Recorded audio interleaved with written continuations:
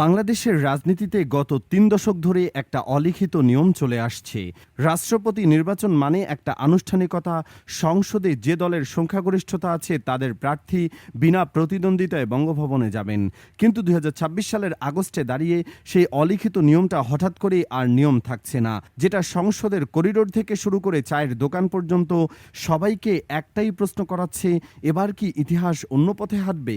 গল্পের শুরুটা গত শনিবার সন্ধ্যায় মগবাজারে জামায়াতে ইসলামের কেন্দ্রীয় কার্যালয়ে যখন নির্বাহী পরিষদের বৈঠক চলছে, তখন বাইরে থেকে কেউ আঁচও করতে পারেনি ভেতরে কত বড় একটা সিদ্ধান্তের জন্ম হচ্ছে। দীর্ঘদিন ধরে সংসদীয় রাজনীতিতে বিরোধী দলের ভূমিকায় থাকা জামায়াত এবার সরাসরি রাষ্ট্রপতি নির্বাচনে প্রার্থী দেওয়ার সিদ্ধান্ত নিয়েছে এবং তাদের প্রার্থী যে কেউ নন, তিনি হলেন লিবারেল ডেমোক্রেটিক পার্টির চেয়ারম্যান কর্নেল অলি আহমেদ। খবরটা প্রথমে বিশ্বাসী হয়নি অনেকের, কারণ রাজনীতির পুরনো ফাইল ঘাটলে দেখা যাবে এই অলি আহমেদের সঙ্গে জামায়াতের সম্পর্কের ইতিহাসটা মোটেও মসৃণ ছিল না। ৮০ দশক থেকে ২০২৬ সাল পর্যন্ত প্রায় ২২ বছর অলি আহমেদ ছিলেন বিএনপির সবচেয়ে প্রভাবশালী নীতি নির্ধারকদের একজন। প্রেসিডেন্ট জিয়াউর রহমানের ঘনিষ্ঠ সহচর। ১৯৯১ সালের বিএনপি ক্ষমতায় আসার পর যোগাযোগ মন্ত্রী, আবার ১৯৯৬ সালের ১৫ই ফেব্রুয়ারির স্বল্পস্থায়ী সরকারে কৃষি ও পরে বিদ্যুৎ ও জ্বালানি মন্ত্রণালয়ের দায়িত্বে। সেই মানুষটার রাজনৈতিক জীবনের মোড় ঘুরে যায় ২০০১ সালে। চট্টগ্রাম ১৪ আসনে জোটের আসন ভাগাভাগি নিয়ে জামায়াতের সঙ্গে তার যে তীব্র বিরোধ তৈরি হয়, সেটা আর কখনোই মেটেনি। ওই নির্বাচনে চট্টগ্রাম ১৩ থেকে তিনি জিতলে ১৪ আসনে জামায়াত প্রার্থীর কাছে হেরে যান। এরপর বিএনপি জামায়াত জোট ক্ষমতা এলেও মন্ত্রিসভায় তার জায়গা হয়নি। সেই অভিযান, সেই ক্ষোভ থেকে ২০০৬ সালের ২৬ অক্টোবর বিএনপি সরকারের শেষ সময়ে তিনি দল থেকে পদত্যাগ করে এলডিপি গঠন করেন। আজ ২ দশক পর সেই জামায়াতই তাকে রাষ্ট্রপতি প্রার্থী করছে। রাজনীতিতে যে শেষ কথা বলে কিছুই নেই, এর চেয়ে বড় উদাহরণ আর বা কি হতে পারে? এখন প্রশ্ন হলো, জামায়াত কেন এই ঝুঁকিটা নিল? সংবিধান বলছে রাষ্ট্রপতি হতে হলে সংসদে অন্তত ১৭৫ জন সংসদ সদস্যের ভোট লাগবে। বর্তমানে ত্রয়োদশ সংসদের চিত্রটা একটু দেখা যাক।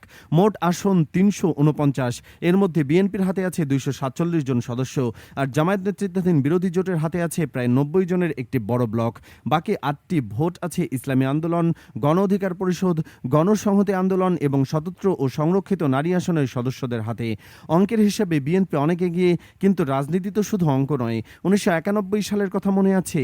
সেবার বিএনপি ও জামায়াতের যৌথ সমর্থনে আব্দুর রহমান বিশ্বাস মাত্র ১৭২ ভোট পেয়ে রাষ্ট্রপতি হয়েছিলেন, আর আওয়ামী লীগের প্রার্থী বদরুল হায়দার চৌধুরী ভোট পেয়েছিলেন ৯২।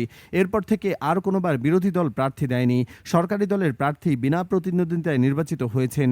জামায়াত এবার সেই ৩৪ বছরের রেওয়াজ ভাঙতে চাইছে। তারা জানে তারা জিতবে না, কিন্তু তারা একটা বার্তা দিতে চায়, সংসদটা এখন আর একতরফা নয়। এই ঘোষণার পর সবচেয়ে বেশি চাপে পড়েছে ক্ষমতাসীন বিএনপি।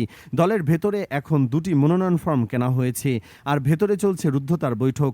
আলোচনায় প্রথম যে নামটি আসছে তিনি হলেন বর্তমান স্পিকার এবং ভারপ্রাপ্ত রাষ্ট্রপতির দায়িত্বে থাকা বীর মুক্তিযোদ্ধা মেজর হাফিজউদ্দিন আহমেদ।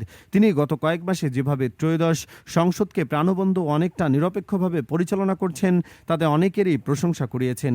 কিন্তু রাজনৈতিক বিশ্লেষকরা বলছেন, এখনই বিএনপির জন্য একটা কঠিন সিদ্ধান্ত।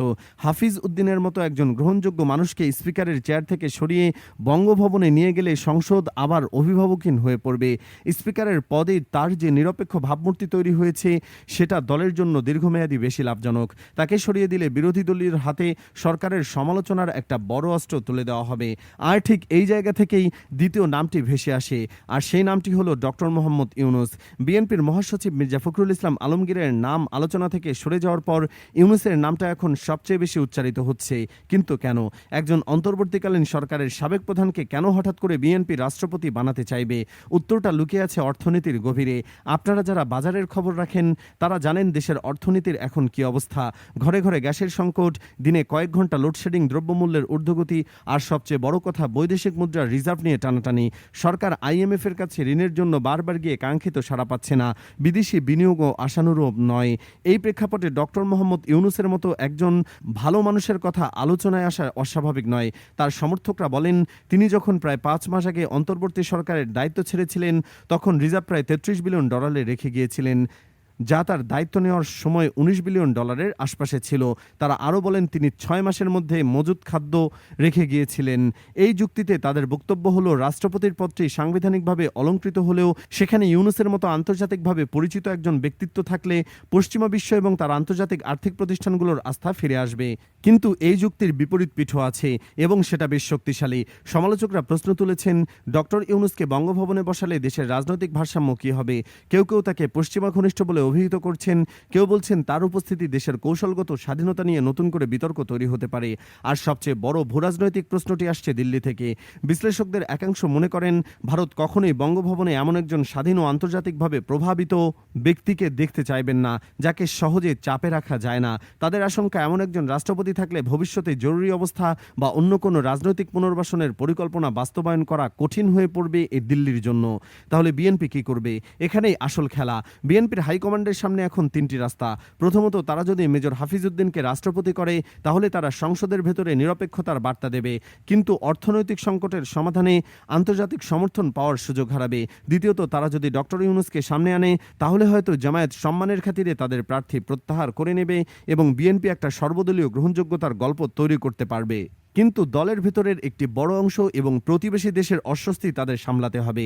আর তৃতীয়ত, তারা যদি কর্নেল অলি আহমেদের বিপরীতে নিজেদের কোনো একনিষ্ঠ দলীয় নেতাকে দাঁড় করায় তাহলে ভোটে তারা জিতবে ঠিকই, কিন্তু এই নির্বাচনটাই ইতিহাসে লেখা থাকবে সবচেয়ে বিভক্ত ও বিতর্কিত নির্বাচন হিসেবে। আজকের এই পরিস্থিতি আসলে হঠাৎ করেই তৈরি হয়নি। এটি দীর্ঘদিনের জমে থাকা ক্ষোভ, রাজনৈতিক চাপ এবং আন্তর্জাতিক কূটনীতির এক জটিল মিশ্রণ।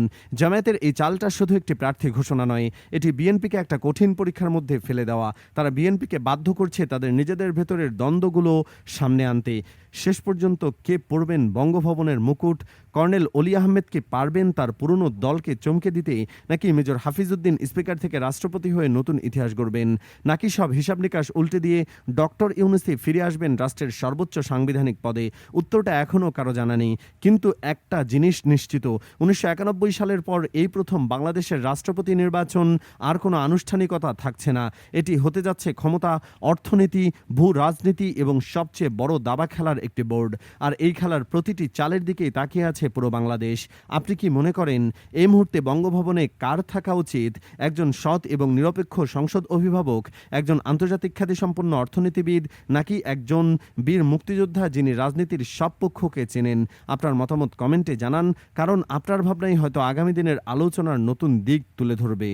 দর্শক, এমন সব তথ্যবহুল ভিডিও পেতে আমাদের চ্যানেলটিকে সাবস্ক্রাইব করে পাশে থাকা বেল আইকনটিকে বাজিয়ে দিন, যাতে পরবর্তীতে এমন বিশ্লেষণাত্মক ভিডিও আপডেট মিস না হয়ে যায়।